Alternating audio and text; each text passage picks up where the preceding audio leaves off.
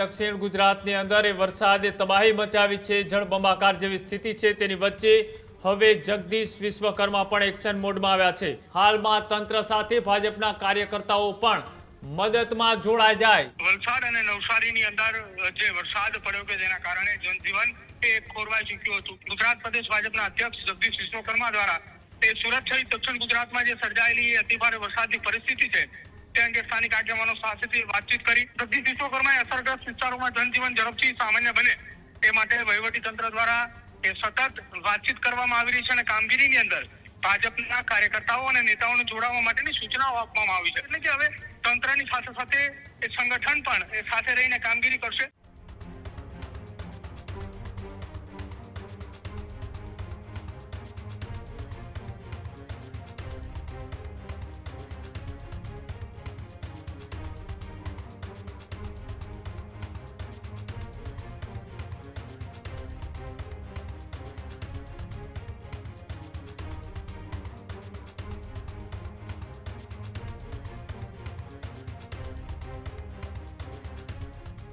દક્ષિણ ગુજરાતની અંદર વરસાદે તબાહી મચાવી છે। જળબંબાકાર જેવી સ્થિતિ છે। તેની વચ્ચે હવે જગદીશ વિશ્વકર્મા પણ એક્શન મોડમાં આવ્યા છે।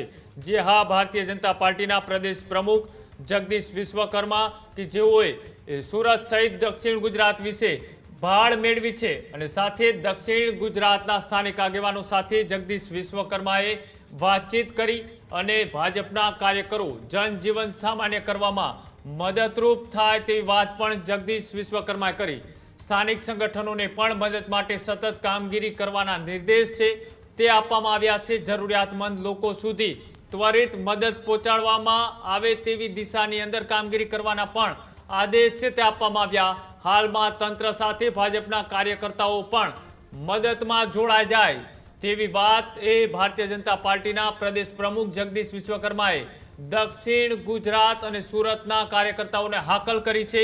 એક બાજુ તંત્ર અત્યારે બચાવ કામગીરીમાં છે તો બીજી બાજુ ભારતીય જનતા પાર્ટીના ત્યાંના સ્થાનિક કાર્યકર્તાઓને જગદીશ વિશ્વકર્માએ બને તેટલી તાત્કાલિક લોકોને મદદ કરવી એ હેતુથી ગ્રાઉન્ડ પર ઉતરવા માટે નિર્દેશ કરવામાં આવ્યા છે। વધારે માહિતી માટે મારી સાથે પ્રદીપ જોડાયેલા છે।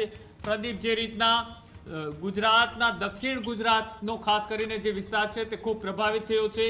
રાજ્યના મુખ્યમંત્રી સાથે દેશના ગૃહ અને સહકારિતા મંત્રીએ વાતચીત કરી, ત્યારબાદ તેઓ પણ નિરીક્ષણ કરવા માટે પરિસ્થિતિનું જવાના છે। જગદીશ વિશ્વકર્માએ પણ તમામ કાર્યકર્તાઓને ગ્રાઉન્ડ ઉપર ઉતરવાના આદેશ આપી દીધા છે। બિલકુલ કૃણાલ, છેલ્લા 48 કલાકની અંદર દક્ષિણ ગુજરાતમાં ખાસ સુરત, વલસાડ અને નવસારીની અંદર જે વરસાદ પડ્યો કે જેના કારણે જનજીવન ખોરવાઈ ચૂક્યું હતું કે જ્યાં કલાકોની અંદર વાત કરવામાં આવે તો 15 ઇંચ કરતા પણ વધારે વરસાદ પડતા અનેક વિસ્તારની અંદર ઘૂંટણસમા પાણી હતા। કેટલાક વિસ્તારોની અંદર એક માળ ડૂબી જાય એટલો વરસાદ પડ્યો હતો અને વરસાદ બાદ હવે સ્થિતિ ફરી એકવાર સામાન્ય થવા જઈ રહી છે।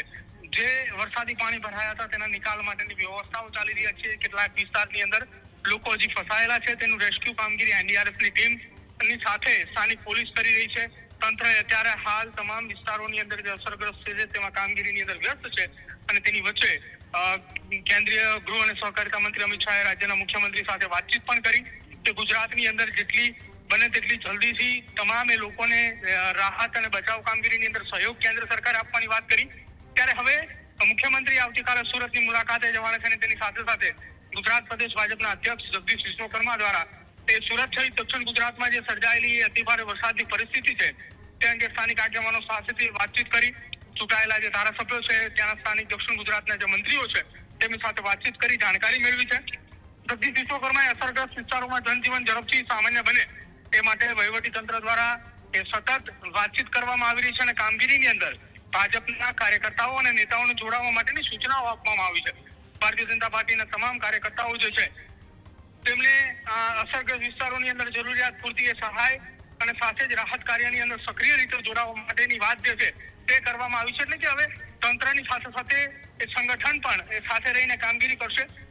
જગદીશ વિશ્વકર્માએ પરિસ્થિતિ સામાન્ય ન થાય ત્યાં સુધી કાર્યકર્તાઓને જરૂરિયાતમંદ પરિવારને શક્ય તેટલી તમામ સહયોગ અને મદદ પહોંચાડવા માટેનું જે આહવાન કર્યું છે એને લઈને હવે દક્ષિણ ગુજરાતની અંદર ફરી એકવાર તંત્ર તો કામે લાગ્યું છે, પરંતુ તેની સાથે સાથે ભાજપનું સંગઠન પણ કામે લાગી ચૂક્યું છે હાલ. ખેડૂત ભાઈઓ છે ખેતરમાં ડ્રોન ઉડાવતા હોય છે ત્યારે આપણે એક પ્રશ્ન સતાવતો હોય છે કે જે આપણે અત્યાર સુધી જીપીએસ ટેકનોલોજી વાળા ડ્રોન વાપર્યા છે, જેથી કરીને મોબાઈલ ટાવર છે અથવા તો હાઈ ટેન્શન લાઈન પસાર થતી હોય, કોઈ વૃક્ષો હોય, ત્યારે જે જીપીએસ ટેકનોલોજી વાળા ડ્રોન છે એમાં ટકરાય અને ટ્રેસ થાય છે. પણ એગ્રીવન લાવ્યું છે GNSS ટેકનોલોજી ડ્રોન, જેથી કરીને એ ડ્રોન છે એ કોઈ જગ્યાએ ટકરાય નહીં, પોતાની રીતે જ ડિસિઝન લે છે અને મૂવ થઈ જાય છે, જેથી કરીને GNSS ટેકનોલોજી ડ્રોન છે એ વાપરવાનો આગ્રહ રાખો.